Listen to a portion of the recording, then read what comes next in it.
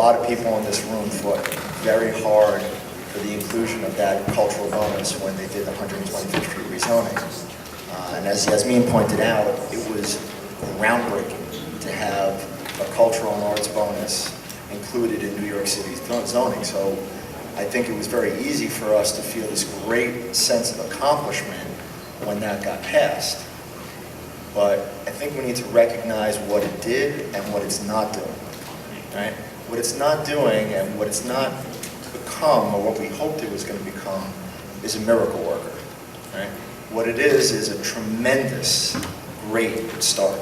It's a great foundation for encouraging developers to include cultural and arts uses in any new development that they're going to do on 125th Street. So when a developer comes to the market now and selects a site and plans a development, one of the first things that they learn about is this cultural bonus. They find out that there is a benefit to having a cultural use in the project that they're planning. But the next thing that they do is take out their calculators or their computer and figure out what that benefit translates to in terms of dollars, right? And that's where we lose them, or we have been losing them.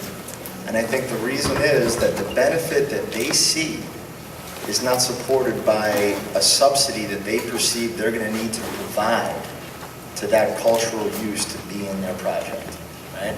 And I think that's where we have to step in as a community, as a business improvement district, as proponents of economic development along 125th Street, to convince them, as Janelle pointed out, the marriage of business and culture, and that, look, you're not doing this group a favor by bringing them in here, right? You're getting a benefit, but you're giving a subsidy. It's not a favor. There's a huge benefit beyond that bonus to having this tenant in the project, whether it's the profile of the development, the people that it's going to attract, the added uses that you're going to be able to have in your project around that tenant.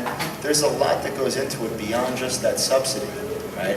And we need to take that great start that we're afforded by having that bonus and marry it with the great cultural and artistic minds that we have up in Harlem to get it across the finish line and make sure that it's included in all the developments that get planned and produced going forward.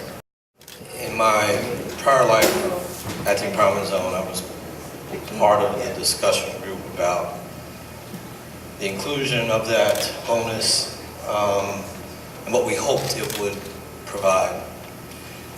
And it was really forward-looking and thinking, because the math from a property owner's, developer's perspective is pretty simple, which is the way the bonus works is if you provide space for cultural use, you get to build greater FAR. And the question is, are the rents that you're going to achieve, either for retail or for office or for multifamily, or for sale for multifamily, going to exceed the cost it's going to cost you to build and the quote-unquote subsidy that you're going to provide for that cultural institution? And you have a couple of limiting factors. Number one, rents, while retail rents have grown tremendously since that period of time, residential rents and office rents haven't.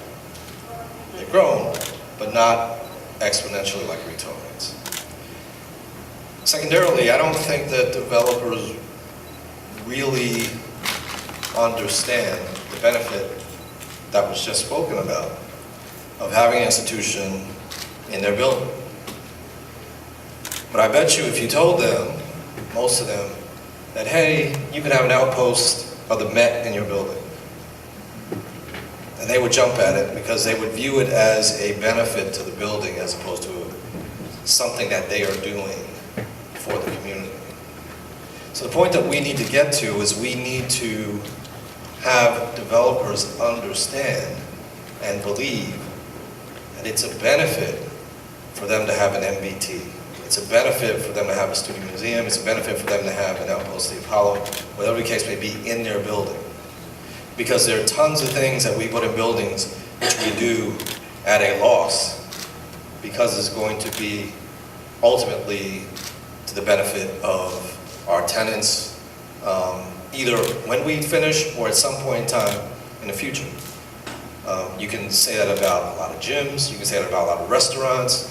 There's a whole ton of uses where an owner is going to say, you know what, I'm going to take a haircut because I really want this to be in my building because that's going to attract the other tenants.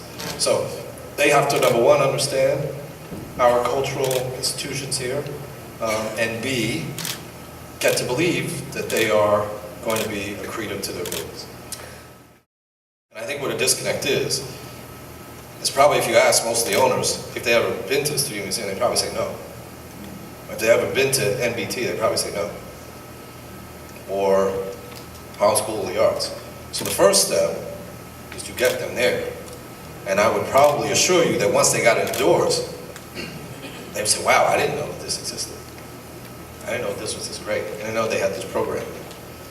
So the first step is to bridge that gap between the ownership community and the cultural community so that the ownership community understands what the cultural community is bringing to the table. That could be anything. That could be recording studios. It could be, art galleries, whatever. But you got to look back at the intent of the bonus to begin with and whether that's supported by expanding it to allow for those uses. I think ideally if you had a production or a rehearsal type use that was eligible, it would be in support of some sort of a public cultural use that, whether it's on 125th Street or somewhere else in the community, would benefit from having that rehearsal studio production space located on 125th Street. And I think the other thing that, would help, and certainly it's not, the intent of it is the educational aspect to that. And, with those services, studio, rehearsal, production, would it include some sort of an educational component where there would be access by local youth, children, students that are interested in a career in the arts to benefit from, taking classes or interning or participating in those production uses that are going to be part of it. So multi-uses for the space would probably be more beneficial as opposed to just one use only. Yep. Yeah, absolutely.